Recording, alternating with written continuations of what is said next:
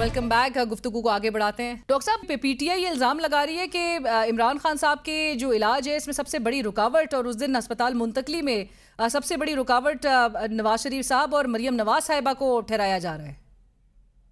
देखो, वो जो मर्जी कहें, जो असल सूरत हाल या हकीकत थी वो मैंने आपके सामने रख दी है। अच्छा डॉक्टर साहब, आपने क्योंकि गुज़िश्ता रोज़ की मैं प्रोग्राम का आपका मैं इंटरव्यू सुन रही थी और आपने कहा था अगर इलाज जो है वो जेल में मुमकिन ना हो तो फिर जो है वो सरकारी अस्पताल में मुंतकिल किया जाता है, और अगर सरकारी अस्पताल में भी इलाज मुमकिन ना हो तो हुकूमत उन्हें प्राइवेट अस्पताल मुंतकिल कर सकती है। ये इस्तेहकाक आपने मेंशन किया आपके अल्फाज में, ये इस्तेहकाक हुकूमत वक्त के पास होता है और ये जेल सुपरिटेंडेंट जो है वो डिसाइड करते हैं। कुछ रोज़ कबल सेनेटर राना सनाउल्लाह साहब कह रहे थे कि जो अदालती कस्टडी में हो और इलाज में कोताही हो तो जिम्मेदार अदालतें होती हैं, लेकिन आपने यहाँ पर कहा कि हुकूमत ही नेचुरली जिम्मेदार है। इस वक्त तमाम जो सूरत हाल है अस्पताल मुंतकली के हवाले से डिसीजन आप लोगों का है, इस्तेहकाक आप लोगों का है। देखिए, जो अगर कवानीन की कवायद और ज़वाबित की बात की जाए तो ये बात बिल्कुल ठीक है कि जो जुडिशल कस्टडी में कैदी होते हैं उनकी कस्टडी अदालत के पास होती है, और जब वो रुजू करते हैं अदालत से और वो डायरेक्शन अदालत की तरफ से भी आ सकती है। जेल सुपरिटेंडेंट जो है वो बराह रास्त सरकारी अस्पताल में जहाँ पे स्पेशलिटी मौजूद हो, जिस तरह की शिकायत किसी कैदी को हो, उनसे राय ले सकते हैं कि इसकी ये प्रॉब्लम है। डॉक्टर जाके चेक कर सकते हैं, या मरीज जो है वो सरकारी अस्पताल जा सकता है। उसके बाद डॉक्टर्स की डोमेन होती है कि वो बताएंगे कि क्या इसको दाखिले की जरूरत है या ये फैसिलिटी हमारे पास है या नहीं है। अब सर, और अगर वो तहरीरी तौर पर आगाह कर दें कि हमारे पास ये फैसिलिटी नहीं है, देन गवर्नमेंट ने डिसाइड करना होता है कि क्या हम इस मरीज को किसी प्राइवेट हॉस्पिटल जहां इसके इलाज के मुतालिक मेडिकल फैसिलिटी मौजूद है वहां शिफ्ट करें, और अकॉर्डिंगली जो है वो गवर्नमेंट फैसला करती है। ठीक, तो यानी कि जो सरकारी अस्पताल में चूंकि सरकारी बोर्ड की तरफ से रिकमेंडेशन थी जो कोरोनरी एंजियोग्राफी की जो टेस्ट था वो कंडक्ट करवाना था, और पिम्स अस्पताल चूंकि आप लोग का ले जाने का फैसला जब हुआ तो वहां से फिर रिपोर्ट हुआ कि वहां एंजियोग्राफी की जो मशीन है सर वो भी गैर फाल है। प्राइम मिनिस्टर साहब ने नोटिस लिया है, क्या स्टेटस है उस मशीन का और वो कब से गैर फाल थी? देखिए, इमरान खान साहब की कोई भी कोरोनरी एनजीओ जो है वो नहीं होने जा रही थी। तो वो रिकमेंडेशन थी, जो जेल सुपरिटेंडेंट की रिपोर्ट थी उसमें 10 अगस्त की डॉक्टर की रिकमेंडेशन में शामिल था।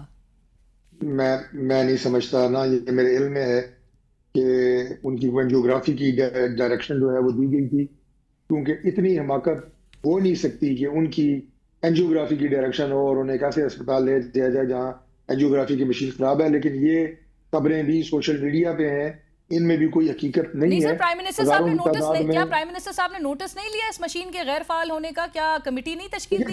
मैंने ये खबर जो है ये सोशल मीडिया पे देखी है, मैंने ये खबर ली नहीं है। लेकिन आज मैं कश्मीर के इलेक्शंस के लिए बाहर था। मैं आज सोशल मीडिया नहीं, डॉन न्यूज की रिपोर्ट भी है, ये रिपोर्ट हुई है।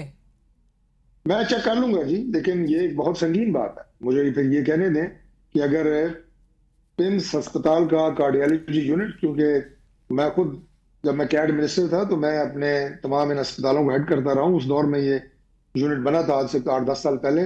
One of the best units, और इसमें हर तरह की सहूलत मौजूद है। अब जो एंजियोग्राफी है और उसके साथ फिर आगे एंजियोप्लास्टी हम उसे कहते हैं, जिसमें स्टंट्स वगैरह भी डाले जाते हैं। अगर किसी कार्डिक यूनिट के अंदर ये बेसिक फैसिलिटी ना हो तो कार्डिक यूनिट तो बेकार है, वो सिर्फ ईसीजी करने के लिए तो नहीं है। ईसीजी तो लोगों ने अपने प्राइवेट क्लिनिक्स में रखी हुई है सर। एंड आई होप कि अब चूंकि आपके भी नॉलेज में है, आपने सोशल मीडिया पे जरूर देखा था, लेकिन आप ये दरियाफ्त करेंगे अगर ये पूरी सूरत हाल एग्जिस्ट करती है तो फिर आप नहीं समझते कि इमरान खान साहब को जब वो पिम्स अस्पताल लेकर जाया गया तो वो विजिट भी अधूरा रह गया, और ये एक बहुत बड़ा जवाब पीटीआई को मिल जाता है। ये यस नो में ये बातें इस तरह नहीं होती।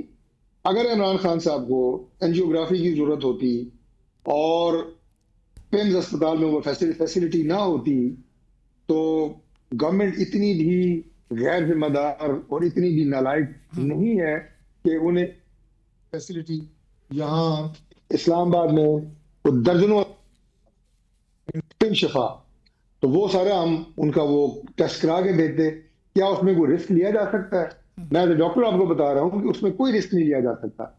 अब ये जो सोशल मीडिया की खबरें हैं, जनाब एंजियोग्राफी की जरूरत उन्हें है, एंजियोग्राफी की जरूरत थी, इनका तो मैं कोई जवाब नहीं दे सकता। लेकिन ये बात मैं आपको जिम्मेदारी से कह सकता हूं कि किसी ने इतना रिस्क लेने की जरूरत नहीं है कि इमरान खान को उसके दिल की मसले की वजह से एंजियोग्राफी की जरूरत हो और वो सहूलत उनको बाहम ना पहुंचाई जा रही हो, या उन्हें फौरी तौर पे एंजियोग्राफी उनकी ना कराई जा रही हो। ये पॉसिबल नहीं है। Let me tell you, it's not possible.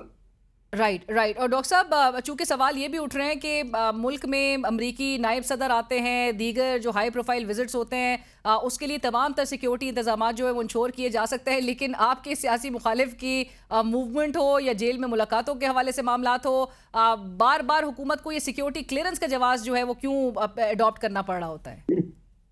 देखिए, जब फॉरेन डेलीगेशन आते हैं तो उसके बाद जो गैर मामूली सिक्योरिटी होती है दोनों शहरों में और बिलखुसूस इस्लामाबाद में, उससे आपको पता है कि रास्तों की कितनी प्रॉब्लम शहरियों को आती है और किस लेवल की सिक्योरिटी फराहम की जाती है।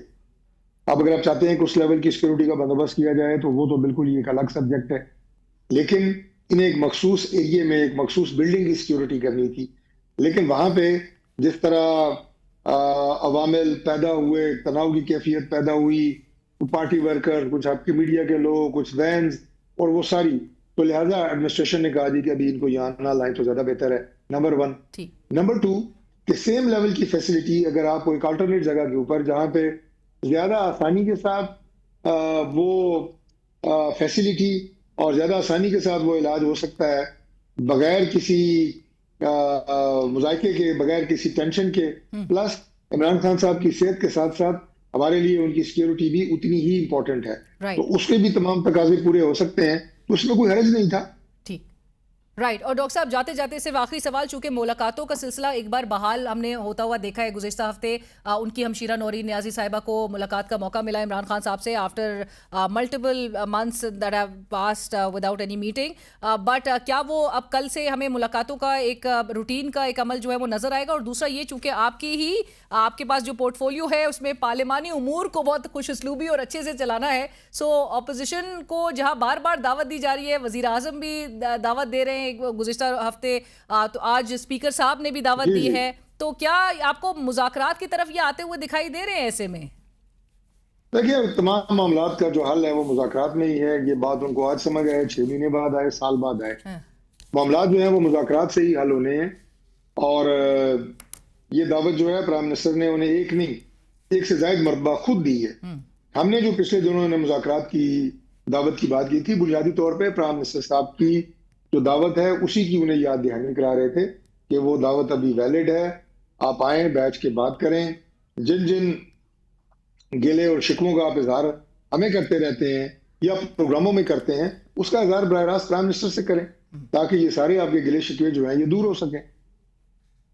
राइट। और मुलाकात के हवाले से रूटीन मुलाकातें अब नजर आएंगी कल से? मेरा ख्याल है कि अगर मीडिया इसका पीछा छोड़ दे तो मुलाकातें रूटीन से हो सकती हैं। Thank you so much. आप लोग मेहरबानी करें थोड़ी।